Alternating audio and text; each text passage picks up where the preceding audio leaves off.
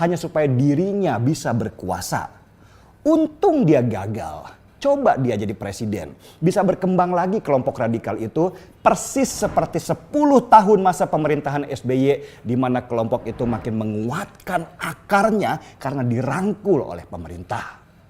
Karena itulah saya mencoret nama Prabowo dalam daftar orang yang akan menjadi calon presiden nanti, karena dia pernah bersenggama dengan kelompok radikal itu dan menikmatinya. Begitu juga dengan Sandiaga Uno yang menjadi wakilnya waktu itu, sama saja menikmati situasi ketika politik identitas itu dimainkan. Kalau Anies Baswedan, jelas saya coret juga. Karena dia juga sama. Orang ini pintarnya di bawah rata-rata, tapi jago memainkan kata-kata. Dan Pilgub 2017 kita melihat wajah Anies yang sebenarnya dengan memainkan politik identitas untuk mendapatkan kekuasaan. Jijik saya. Ada orang yang lebih mementingkan bagaimana dia berkuasa daripada memikirkan nasib bangsa. Ketika kelompok radikal ini kelak berkuasa seperti Taliban menguasai Afghanistan dengan hukum agama yang begitu kakunya. Ridwan Kamil sama aja, penuh dengan pencitraan.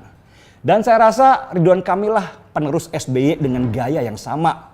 Jawa Barat adalah gudangnya kelompok radikal. Apa yang dilakukan Ridwan Kamil supaya daerahnya tidak dijadikan sarang kelompok mereka? Nggak ada tuh. Dia cari aman dengan mengelus-elus kelompok itu supaya tidak digoyang. Ridwan Kamil ibarat pria metropolitan yang lebih baik tampil klimis dengan make up tebal daripada sibuk mengurusi debu yang mengotori jalanan. Saya ingat banget ketika Rizik kembali ke Indonesia habis kabur dari Saudi, Ridwan Kamil sempat mau silaturahmi ke tempat Rizik. Rendah sekali kan, seorang kepala daerah harus sowan ke tempatnya buronan. Tiba-tiba dia mundur karena ternyata melihat situasi tidak menguntungkan. Seorang oportunis sejati hanya melihat apa yang menguntungkan buat dirinya pribadi.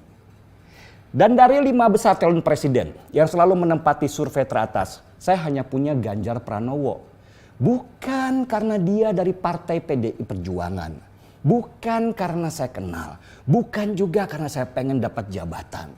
Tetapi karena dari rekam jejaknya sebagai gubernur, Ganjarlah orang yang dengan konsisten melawan kelompok radikal itu dengan gaya Jawanya.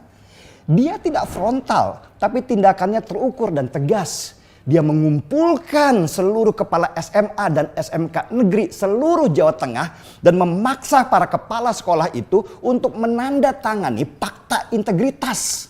Kalau kelak mereka ketahuan bersama kelompok-kelompok radikal, maka mereka harus mundur dari jabatannya atau dicopot dengan paksa. Ganjar masih di hati saya. Karena kita butuh seorang tokoh yang berseberangan dengan kelompok garis keras itu untuk ada di puncak kekuasaan.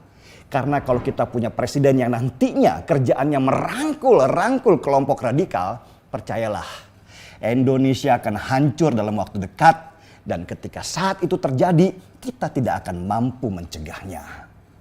Dan memilih Ganjar Pranowo, seandainya dia dicalonkan jadi presiden nanti, buat saya adalah bagian dari perlawanan. Saya akan kawal dia karena dia punya frekuensi yang sama, dia punya kegelisahan yang sama, dan dia juga punya tujuan yang sama. Sama seperti ketika saya membela Jokowi dulu, dalam mengawal Ganjar nanti, saya punya prinsip. Orang baik jangan dibiarkan bertarung sendirian. Saya harus buktikan bahwa dia punya teman di sampingnya. Dan ini bukan tentang uang atau tentang jabatan atau tentang apapun. Tetapi tentang bagaimana menjaga warisan para pejuang dulu yang sudah mengorbankan darah dan nyawa supaya negeri ini bisa terjaga dari rampokan para penjajah imperialis, penjajah ideologis maupun penjajah berbaju agamis. Maaf untuk yang gak setuju. Saya harus deklarasikan bahwa saya akan mengawal Ganjar. Dan yang mau di samping saya bersama-sama, mari kita angkat cangkir kopinya.